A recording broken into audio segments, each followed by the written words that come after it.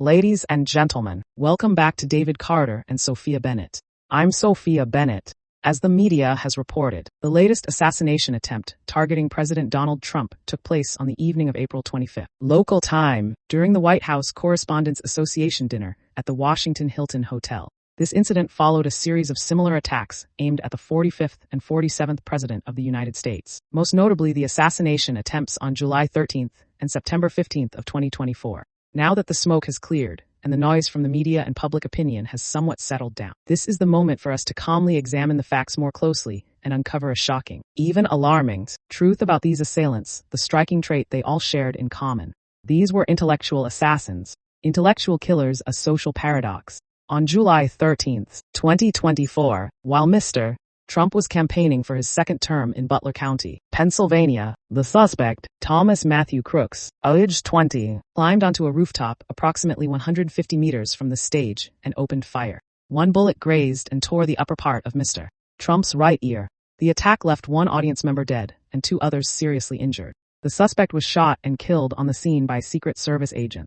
On September 15, 2024, a Secret Service agent spotted the barrel of a rifle protruding from bushes along the fence line of a golf course while Mr. Trump was playing there. The suspect was Wesley Routh, age 58. Routh was discovered before he could fire a shot. He fled the scene but was arrested shortly afterward on a highway. In February of 2026, Routh was sentenced to life in prison for plotting to assassinate a presidential candidate.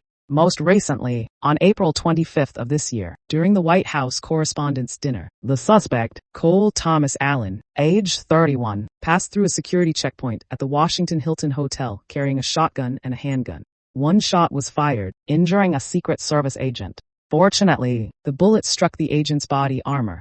Allen was subdued immediately afterward before he could approach the ballroom where the president was attending the event. We often assume that assassins, especially those tasked with targeting a president, must come from deeply criminal backgrounds, with violent pasts, elite tactical skills, and extensive histories of murder. But no, all three suspects, Matthew Crooks, Wesley Routh, and Thomas Allen, were not that type of people. On the contrary, they were educated, professionally trained, and could even be described as members of the intellectual class. For example, Crooks was described as an outstanding student with exceptional intellectual ability. He scored 1530 out of 1600 on the SAT, placing him in the top 1% of test takers nationwide. Crooks graduated from Bethel Park High School and received a $500 Mathematics and Science Award. He later graduated with honors from a community college engineering program. Former teachers described Crooks as intelligent, kind, and someone who consistently completed assignments beyond expectation. He had even designed a three-dimensional chess set for the visually impaired. Routh had a less distinguished academic background than Crooks, but he was still a man with a profession and a complicated record of social activism. He previously attended North Carolina A&T State University before dropping out. He later owned a small wooden home construction business in Hawaii. Routh was also known as a political activist, having written books and participated in international efforts related to volunteer military activities. As for Cole Thomas Allen, on LinkedIn he described himself as a mechanical engineer, game developer, and teacher. According to his personal profile, he studied mechanical engineering at California Institute of Technology, a university known for its extremely selective admissions process. In 2025, Allen earned a master's degree in computer science from California State University, Dominguez Hills, and had previously shared photos of himself wearing graduation robes on LinkedIn. At school, Allen was regarded as a model student who was highly respected by faculty and classmates alike. In the field of education, he had even been recognized as Teacher of the Month. In short, when the incident occurred, everyone around him was left stunned. These facts shocked not only the people who lived and worked alongside the suspects, but also outside observers following the case. Clearly, these were not born criminals or people abandoned by society and raised in bitterness and hatred toward the world. What was even more surprising was that these assassins did not see themselves as criminals at all. Instead, they viewed themselves as heroes carrying out justice in order to save America from what they believed to be either a criminal individual or a corrupt system. With the exception of Crooks, who was quiet by nature and, although he left behind a few complaints, never clearly revealed a defined ideological motive. Both Routh and especially Allen openly suggested that they were acting for a cause or to carry out justice according to their own worldview. Routh expressed his ideas through extreme political activism and through a self-published book titled Ukraine's Unwinnable War. In the book, Routh referred to Mr. Trump as a fool and a clown because of his views surrounding January 6th and his foreign policy positions. Routh considered Mr. Trump a threat to global democracy. He even wrote bluntly in his book that you are free to assassinate Trump. After his arrest, prosecutors also revealed a letter Routh had written months earlier apologizing for failing and offering a reward to anyone capable of finishing the job. To Routh, assassinating Trump was a way to correct what he saw as his own mistake for having voted for Trump in 2016. Cole Thomas Allen became an even clearer example of a highly educated person who viewed himself as an enforcer of justice. In a manifesto more than 1,000 words long, sent to his family shortly before the shooting, Allen wrote, "I am a citizen of the United States. Everything those who represent me do is reflected onto me, and I am no longer willing to let a pedophile, a rapist, and a traitor stain my hands with his crimes." Allen also referred to himself as the friendly federal assassin. The suspect even explained that he had chosen buckshot instead of slugs in order to minimize unintended casualties caused by overpenetration, revealing what appeared to be both technical preparation and a self-imposed moral calculation. These cases share many similarities with the assassination of right-wing activist Charlie XCX, likely intended as a reference to another individual, said to have occurred on October 10, 2015, as well as the killing of Brian Thompson, CEO of United Healthcare, in December of 2024. In the killing of Charlie Kirk, the suspect, Tyler James Robinson, had also once been a young student regarded as intelligent and well-adjusted. According to a September 13, 2025 article by Reuters, Robinson earned high scores on his college entrance exams and received a 4-year scholarship to Utah State University in Logan, placing him among the top 1% of outstanding students. According to the Princeton Review, he came from a family that neighbors described as wonderful, with well-behaved children and adults who held conservative views, but who had quietly become more left-leaning in roughly the year leading up to the attack. According to FBI investigators, the reason Tyler Robinson shifted toward left-wing extremism was tied to internet culture and his personal connections with members of the transgender community. His growing hatred toward the conservative policies of the state of Utah, where Robinson lived, along with his belief that Charlie Kirk represented fascism, were considered the primary motives behind the assassination. Under the theory of preemptive self-defense, Robinson reportedly began embracing the belief that when the legal system can no longer protect minority groups, individual violence directed at perceived agitators can be viewed as a legitimate form of self-defense. But perhaps the clearest example of an intellectual assassin was Luigi Mangione in the killing of Brian Thompson, the CEO of United Healthcare. Luigi was not a rough street criminal or a hardened gangster. Quite the opposite. He was a young man who fit the image of being handsome, academically gifted, and born into privilege. Like Crooks, Luigi represented the model of academic success. He graduated as valedictorian from an expensive private high school and earned both a bachelor's degree and a master's degree in computer science from University of Pennsylvania, one of the prestigious Ivy League universities. Mangione also came from a prominent background, having been born into a wealthy family with long-standing ties to politics and business in Maryland. Before the incident took place, Mangione was described as a polite and intelligent young man with a passion for reading books and going to the gym. Just like Allen, Routh, Crooks, and Robinson, Mangione did not view his actions as murder in the ordinary sense, but rather as a moral duty to eliminate what he believed to be an evil entity. In the letters they left behind, or the words engraved on shell casings, all of them expressed rage toward the system. In the worldview of these assassins, Routh targeted what he saw as the betrayal of the nation by politicians. Robinson targeted what he viewed as fascism and violent rhetoric against progressive ideologies. Mangione, meanwhile, targeted what he believed was the greed of the healthcare system. Words such as delay, deny, and depose, engraved on shell casings in the assassination of Brian Thompson, symbolized outrage over United Healthcare's insurance claim denial practices. Mangione saw himself as a representative of ordinary patients who were powerless against a system he believed was exploiting them. What made the outside world even more shocked by what sounded almost irrational was the fact that many young people in the United States celebrated Mangione's successful killing. While CEO Brian Thompson was viewed by them as a symbol of evil, Mangione himself was portrayed as a heroic figure, a vigilante who eliminated corruption and saved society. Even the person who reported Mangione to the police after spotting him eating at a McDonald's restaurant became the target of online hatred, and that particular McDonald's location was flooded with negative reviews. Who were these young people? Most of them were college students. When both the assassins and many of those who supported them came from environments associated with intellectual and academic training. This paradox led people to question something beyond the personal stories of each individual. What exactly are these students being taught and exposed to within this educational system? Decoding the phenomenon of white-collar assassins in America. The term white-collar assassins is a metaphor describing the troubling rise of educated intellectuals becoming involved in acts of political violence in American society. To understand this phenomenon, we must examine the American education system, particularly higher education. Higher education has become one of the most important factors shaping young people and college students under the influence of progressive ideological movements. And playing the dominant role within higher education are university professors. Not all of them, but a large number of American university professors lean politically to the left. This is no longer something hidden or controversial, and it has been the case for a long time. According to a 2007 survey titled The Social and Political Views of American Professors, among 1,417 full-time university professors who were surveyed, 44.1% identified themselves as liberals. Moderates accounted for 46.1%, while conservatives made up only about 9.2%.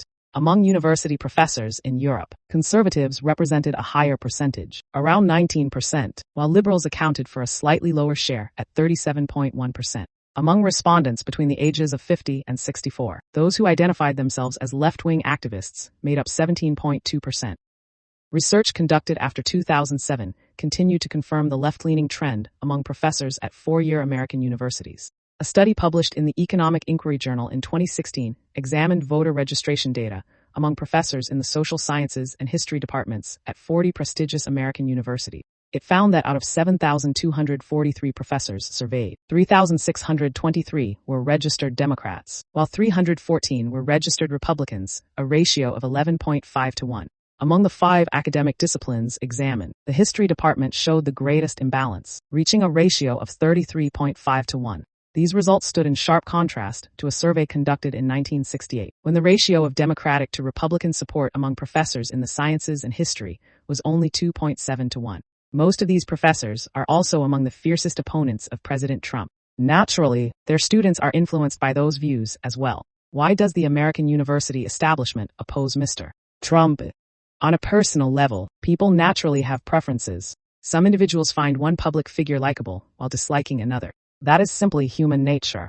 And like anyone else, Mr. Trump is not a perfect person, so the fact that some people admire him while others hate him is perfectly normal. But beyond personal feelings, the reason why a large portion of American university professors oppose Mr. Trump so intensely is because he represents the conservative movement and the effort to restore what are seen as America's traditional values. Meanwhile, university professors, many of whom lean to the left, politically tend to represent progressive values that stand in opposition to traditional conservatism.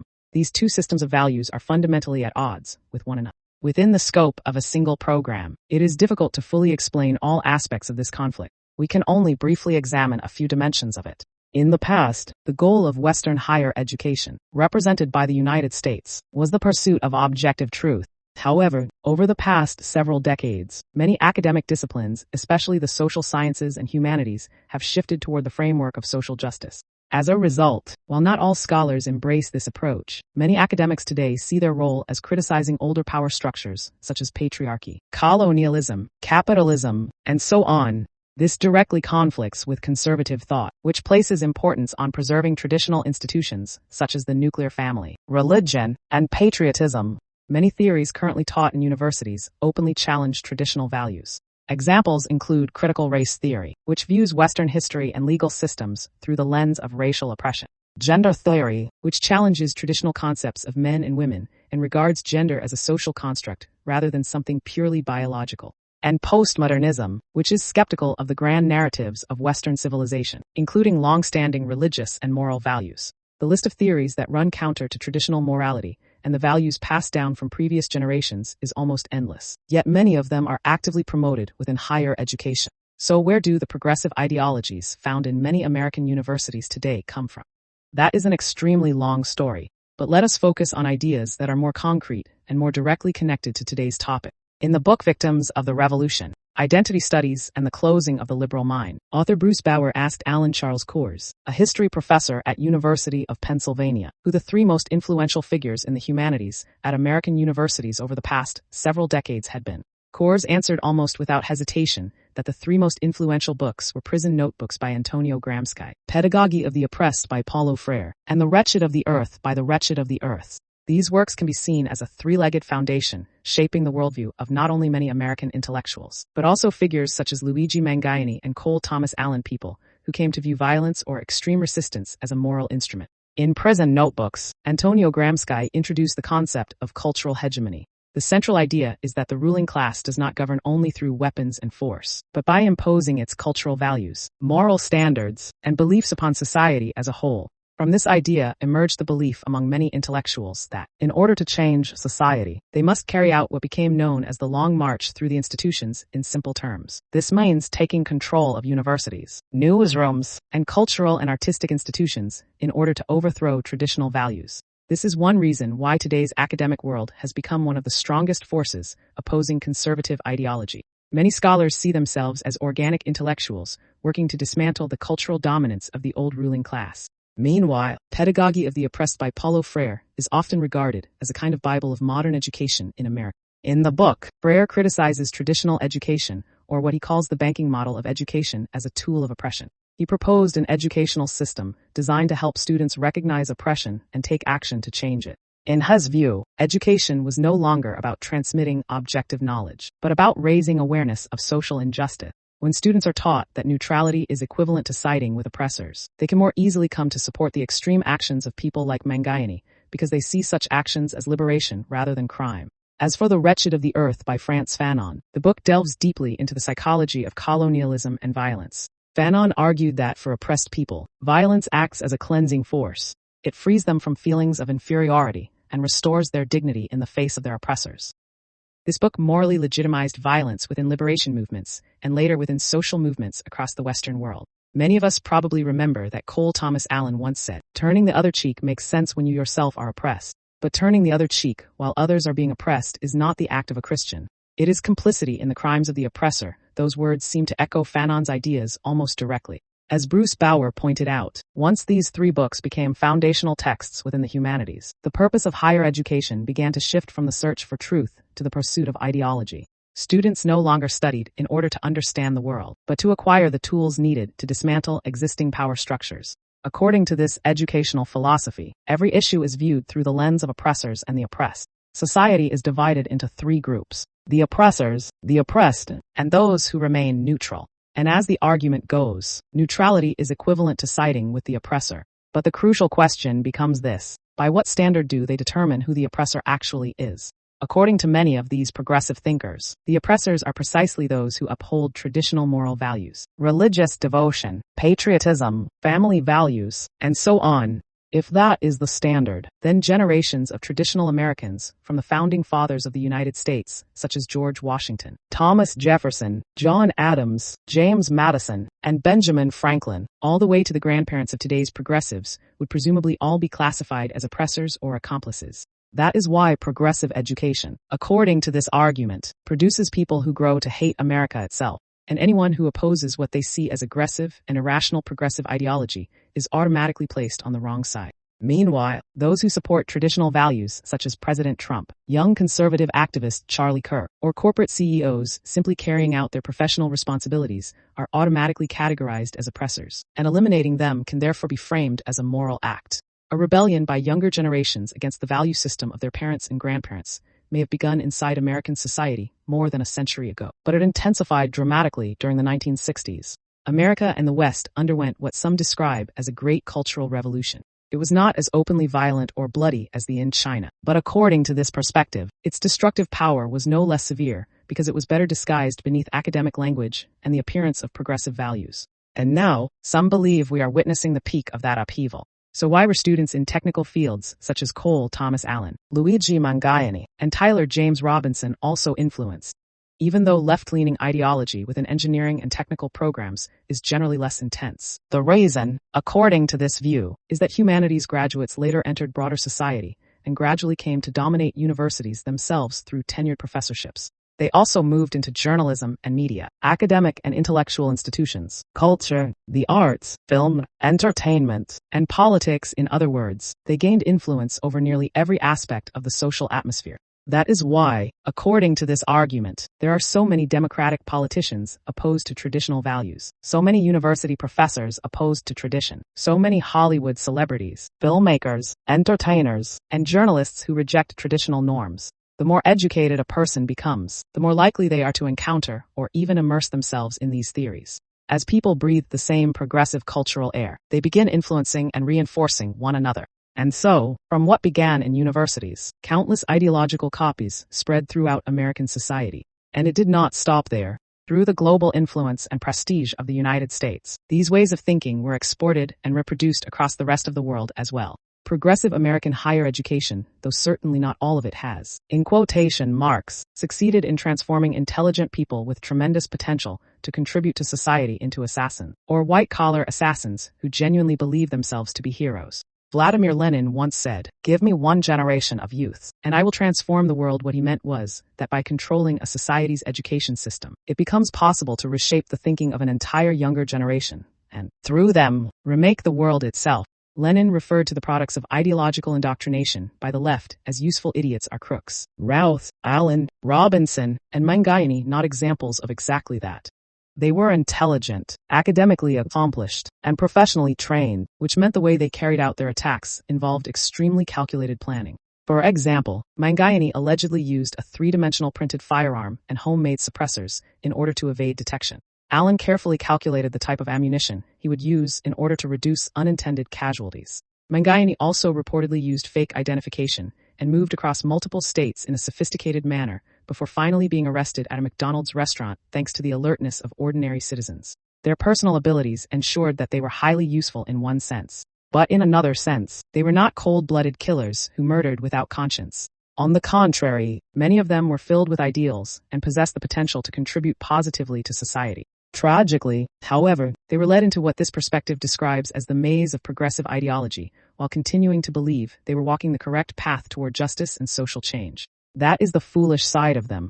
People often assume that intelligence and talent automatically makes someone valuable to society. But the harsher reality is that if a person becomes confused about the difference between good and evil, right and wrongs, morality and corruption, then that person can become nothing more than a useful idiot, useful only to destructive forces. Many conspiracy theorists claim that shadowy powers stand behind assassinations of prominent public figures. But even if such forces did exist, they would still need to target individuals who could be manipulated and exploited.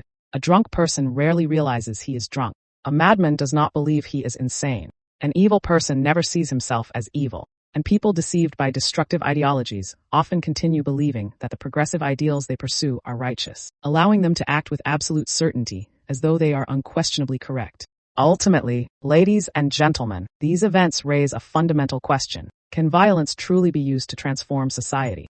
The answer is no. Violence may temporarily satisfy anger and resentment, but it cannot fundamentally change human understanding. In many cases, it only accumulates more hatred, provokes stronger resistance, and creates even more serious consequences in return. Just as the New Testament of the Bible says, "He who lives by the sword shall die by the sword." And if one argues that evil must be confronted in the name of good, then there must first be absolute clarity about what is truly good and evil, right and wrongs, righteous and corrupt. The choice of goodness, morality, and unwavering integrity, solid and unbreakable like gold and diamonds, must exist as a foundation upon which humanity can reflect and act. A standard with such lasting value can only come from higher and eternal sources that transcend the limited intellect and short lifespan of human beings, such as God in the West, or divine beings, Buddha, and heaven in Eastern traditions.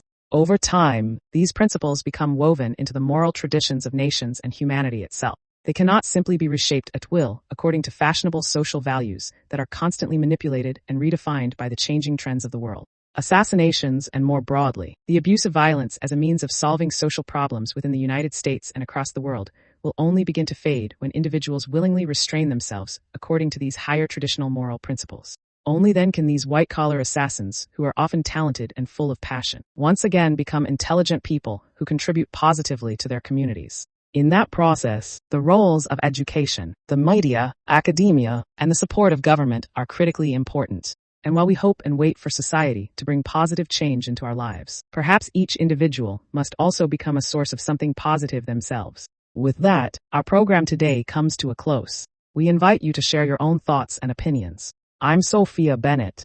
Goodbye, and we'll see you again next time.